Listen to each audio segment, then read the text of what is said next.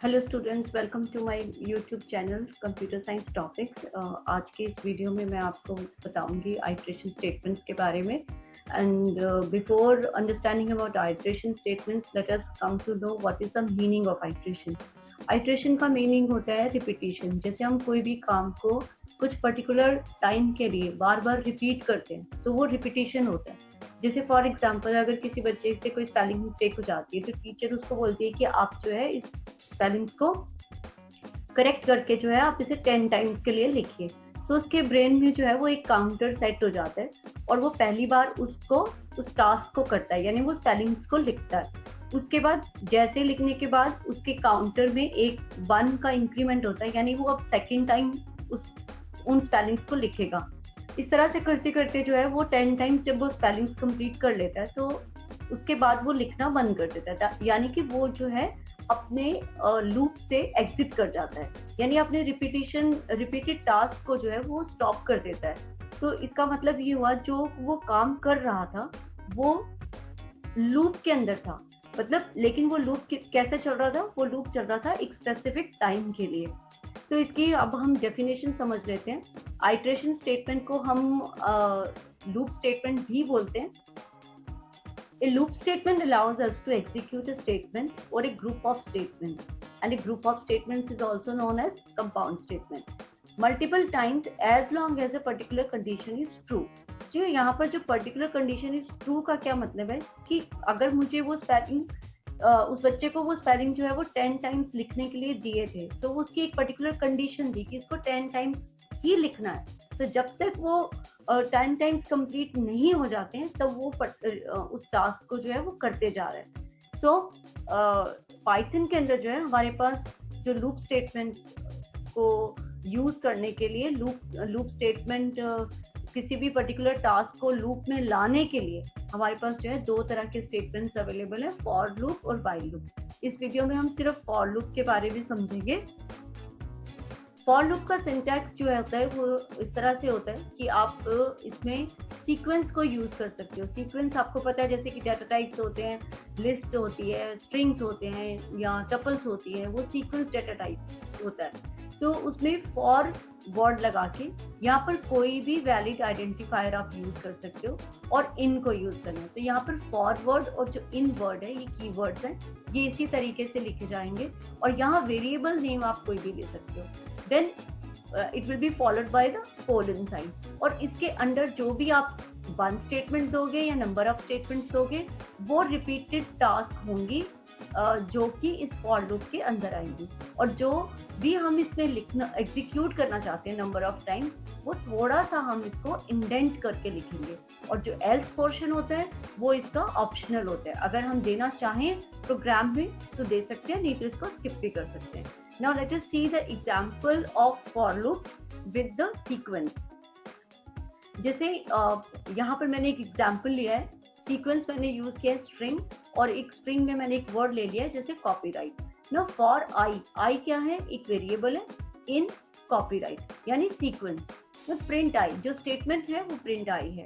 तो अब इसी कोड को आप इस लॉजिक से समझने की कोशिश करो कि फॉर आइटम इन सीक्वेंस इस सीक्वेंस एम्प्टी, यानी आई जो है वो सबसे पहले सी को पिक करेगा और सी को प्रिंट कर देगा, बिकॉज मेरा ये जो स्ट्रिंग है वो एम्प्टी नहीं है। उसके बाद ये ओ को उठाएगा, ओ को प्रिंट करेगा, देन टी को। इस तरीके से करते करते जब ये टी तक पहुंच जाएगा तो सीक्वेंस एम्प्टी, यानी टी के बाद उसके पास कुछ नहीं है, तो ये स्टेटमेंट सीक्वेंस एम्प्टी हो जाएगा और ये लूप जो है काम करना बंद कर देगा, यानी प्रिंट स्टेटमेंट जो है अपना काम करना बंद कर देगी।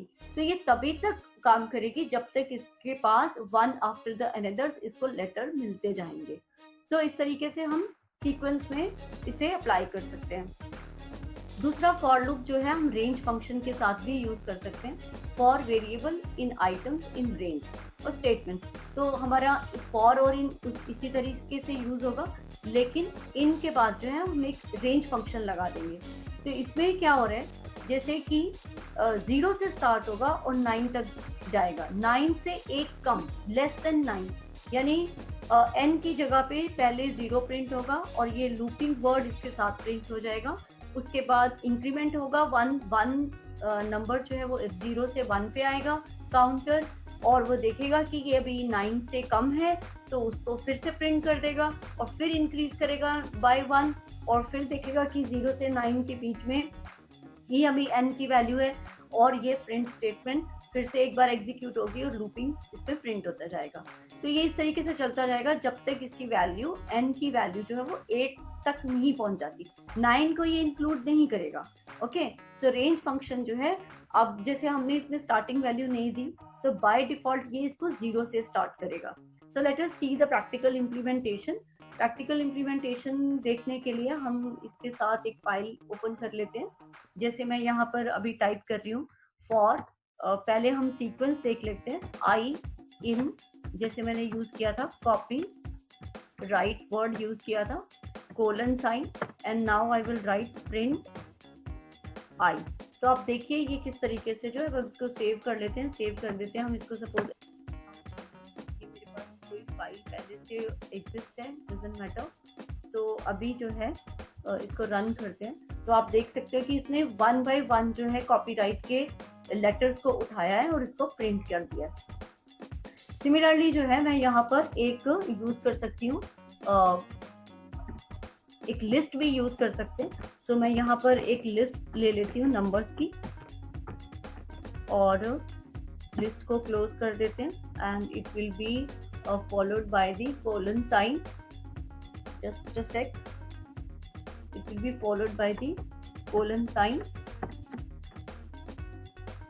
and now we can see that it can also be used in with the list also.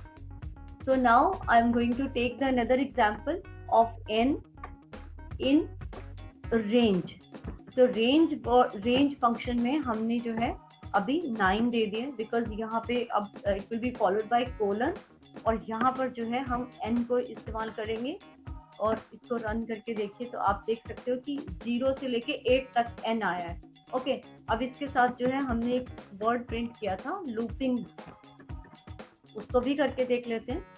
तो ये आप देख सकते हो 0 से 8 तक ही इसको ये वर्क करेगा, राइट। तो अगर जो है मुझे सपोज यहाँ पर रेंज फंक्शन में क्या होता है कि आप इनिशियल वैल्यू दे सकते हो, फाइनल वैल्यू दे सकते हो, स्टेप दे सकते हो, लेकिन अगर मैंने सिर्फ एक ही वैल्यू दी है तो by default it will start from 0 and it will not include the final value उससे -1 तक। यानी अगर मुझे 10, अगर मैं यहाँ पे 10 लिखूंगी तो ये लास्ट वैल्यू 9 होगी, अगर मैं 20 लिखूंगी तो लास्ट वैल्यू 19 होगी, -1 पे ही काम करेगा। ओके, तो फॉर एग्जाम्पल अगर मैं इसको करती हूँ 0, सपोज 30, और स्टेप जो है हम यहाँ पर बाय डिफॉल्ट 1 होता है, लेकिन मैंने यहाँ पर 5 दिया है। तो आप देखो ये रेंज फंक्शन कैसे काम करता है फॉर लूप के साथ, कि 0 से स्टार्ट हुआ है बाय डिफॉल्ट 5, 10, 15, 20, 25, तो ये 5 के स्टेप पे वर्क कर रहा है। तो इस तरीके से जो है फॉर स्टेटमेंट को आप यूज कर सकते हो। Whatever the statement you are writing after the for that is in the loop. अब इसके मैं आपको एल्स पार्ट भी करके दिखाती हूँ। जैसे अगर मैंने यहाँ पर एल्स पार्ट लगाया है और यहाँ पे मैं एल्स पार्ट में लिख देती हूँ प्रिंट आउट ऑफ लूप। तो जैसे हम इसको लगाएंगे, जैसे ही फॉर लूप की फंक्शनिंग कंप्लीट होगी तो ये आप देख रहे हो इसमें एक जो है मैसेज भी हमारे पास आ गया है नीचे कि आउट ऑफ लूप। फाइन। और अगर अब मैं ये एल्स स्टेटमेंट को हटा देती हूँ और इस स्टेटमेंट को मैं फॉर लूप से बाहर ले जाती हूँ, यानी ये इंडेंटेड नहीं है इसके साथ, तो ये नेक्स्ट स्टेटमेंट का काम कर रही है इसमें, और ये फॉर लूप जो है मेरा ये आउट ऑफ लूप आप देख सकते हो, this is out of loop. ये स्टेटमेंट यहाँ पर आपकी आ गई। फाइन। तो एल्स पार्ट जो होता है वो ऑप्शनल होता है, और जितने भी स्टेटमेंट्स आप रन करना चाहते हो वो इसके साथ आप इंडेंट रखोगे। यानी अगर मुझे यहाँ पर प्रिंट एन और यहाँ मुझे लिखना है प्रिंट लूपिंग, तो ये मेरे दोनों स्टेटमेंट्स जो हैं वो फॉर लूप के अंदर है और ये वाला स्टेटमेंट जो है वो फॉर लूप के बाहर है।